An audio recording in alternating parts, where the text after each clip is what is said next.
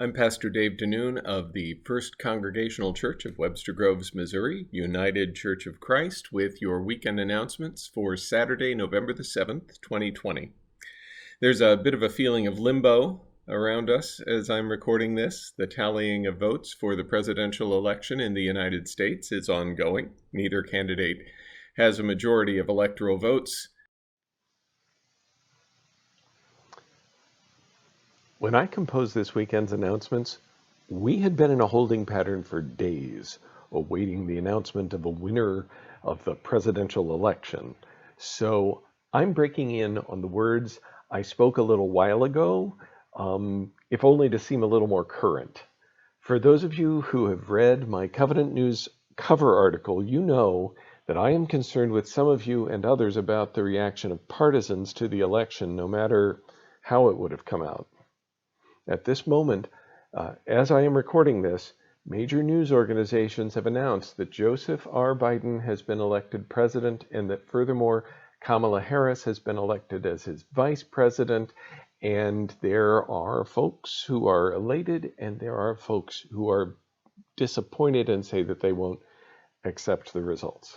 So I've gone from wanting to talk with you about the concept of waiting, which is where my commentary over which I'm speaking now is going. And I think instead that we need to bear in mind the important role that a church such as ourselves can play in our world right now, a role we have tried to fulfill for ages, but which becomes apparent and even necessary now. The First Congregational Church of Webster Groves, Missouri, United Church of Christ, is a faith community which has for at least 120 years endeavored to be a haven for all, regardless of your theological stripe, your political bent, your cultural perspective, your age, your race, your gender identity, your economic status, your psychological disposition, your family structure, no matter who you are or where you are on life's journey, you are welcome here. And we are willing to do the genuinely hard work to be that open and affirming community. We will humble the haughty, we will lift up those who are struggling, we will defend the vulnerable. This is all part of our understanding of not necessarily who we are, but who we need to be with Christ. We are people who recognize individually our need for renewal, and collectively, the importance of striving together for reform, not only our faith community's reform, but the reform of the entire world. So if you know of someone who is seeking a church home, or is in need of a spiritual community where they can be themselves, with the understanding that everybody else in that community will be themselves too, then you should tell them about First Church Webster. Okay, back to your weekend announcements. And when considering that this weekend, we also anticipate things like Veterans Day and the 400th anniversary of the landing of the Pilgrims at Plymouth. It happened, 1620. Both of those observances will take place on November the 11th. For the rest of these announcements, I want to concentrate on some things that we can do together. First, for all of you who are official members of the church, please note that we have one of those things coming up, which once upon a time gave Congregationalism its name. There is a congregational meeting scheduled for next Sunday, November the 15th at 11:30 in the morning. Together on Zoom, we will have the opportunity to examine the budget proposed by the executive ministry for the year 2021. And given the decline in our congregational income due to our losses in customary contributions for building use by organizations and individuals, as well as some diminishment of donations with our members' and friends' incomes limited in the midst of the COVID pandemic, we are needing to utilize funds from the endowment to an extent we never have before.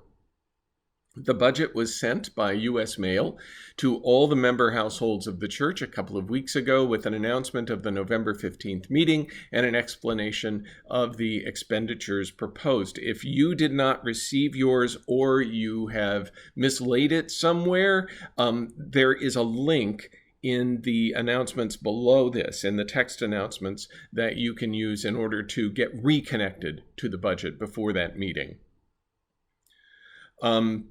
One of the things in the new budget is a new staff position.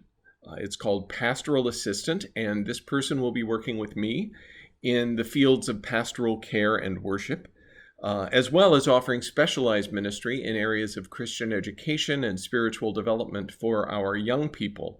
So at one and the same time, we have a challenging task with regard to fulfilling our ministries by allocating funds for them, and we have a promising new prospect for cultivating community and growth.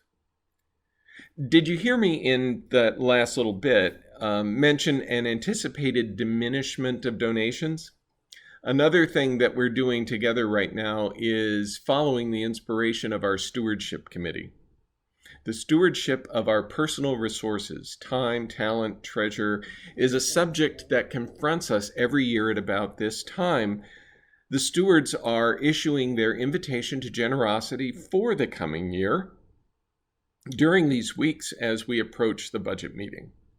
They are encouraging all of us to complete a pledge form, and that would be related to 2021. Whether you are a member of the church or not, you can fill this out.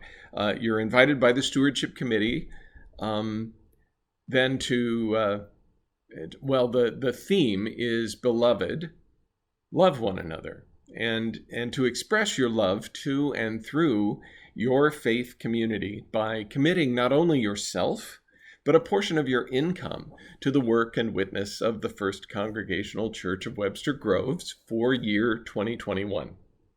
You can fill out your own form in one of a number of ways. Either come to the church, if you haven't already done so, through our so-called drive-by effort, drive to the church, to the east parking lot, just off, enter from Elm Avenue, and we will have somebody there who is distributing pledge forms during the hours that you see in the announcement below in the text. And then you take that form and you fill it out and return it to the church by next Sunday, if possible. Or wait until after the drive-by effort is over and the form is delivered to your doorstep by a stewardship committee member sometime this week. They're going to do that. They're not sending it through the mail. They're going to hand deliver them to people's homes. Or call the church office, 314-962-0475, extension 11, and leave a message for us indicating what you... extension 10. 314-962-0475, extension 10, and leave a message for us indicating what you intend to give to the church next year. You can make that a weekly donation, a monthly donation, or something for the entire year. It's up to you how you want to do it. Or, and this is the last possibility I'm going to suggest, I promise, go to the church's donate page on our website and scroll down to the electronic form there and submit your pledge that way. Now then, I've oh my goodness, I forgot something. So if you'll hold on, I will be right back.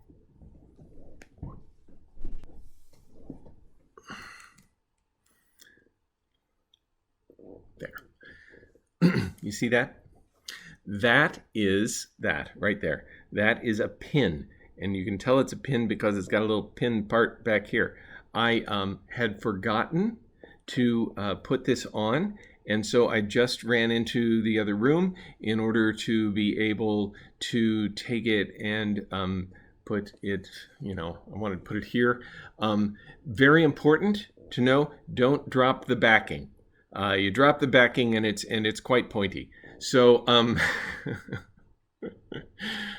With all of the pledge cards that we're passing out, we are giving one of these, the stewardship committee is giving one of these to each of the members of the congregation. So one of the reasons why we are not mailing these pledge forms and is because we have these little pins that really raise the rate of postage. So we want everybody to have one and to be able to wear them, and to maybe you want more than one. We got quite a lot, but they're for people to wear in order to feel a sense of solidarity and community, even when we are not together. This is a symbol of commitment, and maybe by wearing it around, somebody's going to ask you, "Hey, who's that little radiating fellow on your on your lapel?" or on your backpack, or wherever you decide to put it. And the answer is, that's the symbol of my church, and that will give you an opportunity to talk about why you are excited to be a member or a friend of First Congregational Church of Webster Groves. So come to the church for your form. Wait for somebody to deliver it, or pledge online, and we will make sure that you get one of these buttons to wear, or more than one. You can call and make a suggestion. Maybe you need it on more than one piece of clothing. But whatever the case, don't lose the backing, because it's really pointy. So now, rather than continue to wear it, I'm going to set it down.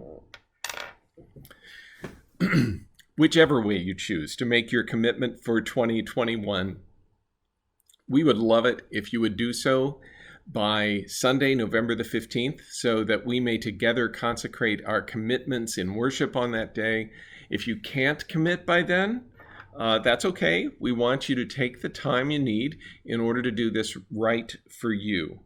But join us anyway for worship that day as we look together to our future of love and care. Beloved, love one another through your church.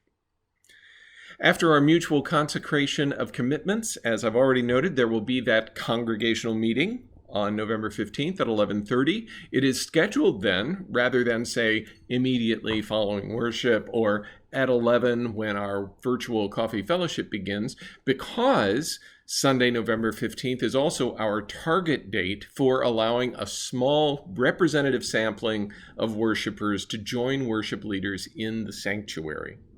We are holding 25 seats in reserve for that morning at 10 a.m. If you want to be there, please either follow the link in the text portion of these announcements and reserve your space, or call the office and let us know that you intend to come. The gap in time between the end of worship and 11:30 a.m. is to allow worshipers who have been at the church in person to get home, join the virtual coffee fellowship before Mark Edwards calls to order the congregational meeting on the 2021 budget. Please note that the numbers of coronavirus cases in St. Louis County are spiking right now, and we may end up having to delay that reintroduction to the sanctuary by a bit more, just as we did after planning to have it begin on November the 1st. Please be patient as we try to do what's best for all of us in this time. Okay, so I've mentioned all those things that are focused on November the 15th, but there are still a couple more things for us to participate in as a community, kind of fun things. First, there is a request below for you to participate in a survey that the Ministry of Imagination, Creativity, and the Arts is conducting about the webinar and the worship services we created already with the help of our Calvin Institute Worship Renewal Grant. Those happened in October. So I want you to think back, those of you who experienced those, and to fill out this form survey that's down below. We're taking a bit of a break in our worship series called Journey Through Creation, so that the virus can blow over, frankly. So our worship program related to the seasons and environmental stewardship, Journey Through Creation, has been put on hold until springtime. Meanwhile, Micah needs your wisdom and insight about the series so far so that we can do the best planning and designing for the future. Would you please take a moment or two to answer some questions that we've assembled so that we can do a bit of fine-tuning to the program? There's a link to the questionnaire in the text portion below. Thank you. Thank you in advance. And then there's one more questionnaire. This one is in the November edition of the Covenant News. So you're going to have to go to your newsletter and open it up. It's from music director and composer Leon Burke, who is working on a new piece of music he calls When Things Are Normal Again. When Things Are Normal Again. Puts normal in quotation marks. Anyway, this will be a choral work, but it will also have some spoken parts, and Leon is asking us to help him with the words. The questionnaire is on pages 7 and 8 of the Covenant News, and all of us are being asked to jot down a few thoughts based on sentence prompts inspired by our situations in this pandemic. There are quite a few of them, but fill out what you can. They're open-ended phrases like, sometimes I never used to, or something I never used to notice is. And when we return to normal, what I will miss about quarantine times is. They're provocative little sayings, you can see. He's hoping that you might be intrigued to fill in the blanks and to return your responses to him either by mail or by email. Send it to Leon's attention either way. He doesn't mention a deadline, but I know he's looking forward to getting this project underway. And I'll be honest with you, I'm personally hoping that he might be able to have it ready for November the 29th. It's early, I know, but that will be our annual service of healing and wholeness, which we do between Thanksgiving and Christmas, that Blue Christmas service that you've experienced before. So go to your November Covenant News and help Leon compose something beautiful and renewing for us all to share. And respond promptly if you can. Okay, that should be enough. That'll be all for this weekend's announcements. There's more to see and read in the, in the text portion below, so be sure to take some time with that. And I will see you Sunday at 10 in the morning when our worship appears as a Zoom meeting. And it will be streaming on YouTube, I promise. And then after that, at 11 o'clock, join us for virtual coffee fellowship. This is Pastor Dave Denoon saying peace. Peace be upon you.